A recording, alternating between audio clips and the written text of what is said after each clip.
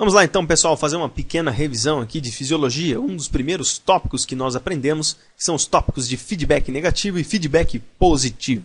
Basicamente, na fisiologia, o nosso organismo trabalha de modo a manter uma condição ótima para a sua sobrevivência, de modo que os produtos do nosso organismo não estejam nunca em excesso e nunca em falta, sempre numa faixa ideal.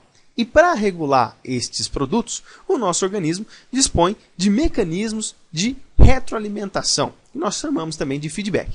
E nós podemos evidenciar duas condições, que é uma condição de feedback negativo e uma condição de feedback positivo.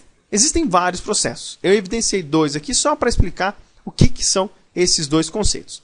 O conceito de feedback negativo é um conceito de retroalimentação negativa, ou seja, retroinibição. Um produto final inibe outros produtos que estimulam a sua produção ou estimulam o seu efeito. O que significa isso? Que, por exemplo, no caso aqui que nós temos dos glicocorticoides, quando a concentração deles começa a ser elevada, pelo aumento de hormônio liberador de corticotrofina e corticotrofina, o aumento da sua produção desencadeia uma resposta inibitória nessas duas glândulas para diminuir a produção de hormônio liberador de corticotrofina e corticotrofina.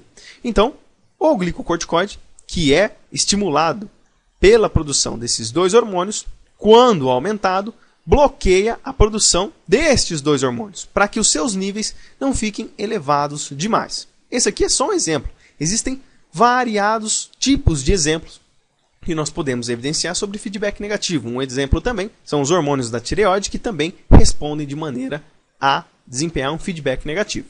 A grande maioria dos processos possuem feedback negativo. O feedback positivo, por sua vez, são em poucos casos que ele vai estar acontecendo. O caso que eu estou evidenciando aqui para vocês é o caso de potencial de ação da membrana, ou seja, um produto final, quando aumentado, estimula ainda mais a sua produção ou o seu efeito.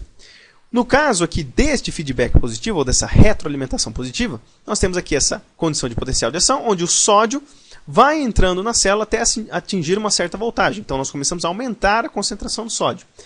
Quanto mais nós aumentarmos a concentração, vai chegar um limite onde nós iremos aumentar ainda mais. Então, do potencial limiar, que nós chamamos aqui, até o pico de despolarização, nós temos uma resposta de feedback positivo, pois conforme vai aumentando a concentração de sódio, mais ainda a célula tende a promover este aumento de maneira incrivelmente abrupta, que é aqui no caso do potencial de ação. Mas são poucos casos onde o feedback positivo vai estar atuando. Em casos, por exemplo, de apoptose, morte celular, de aumento da concentração de cálcio na mitocôndria, isso vai desencadear uma morte celular.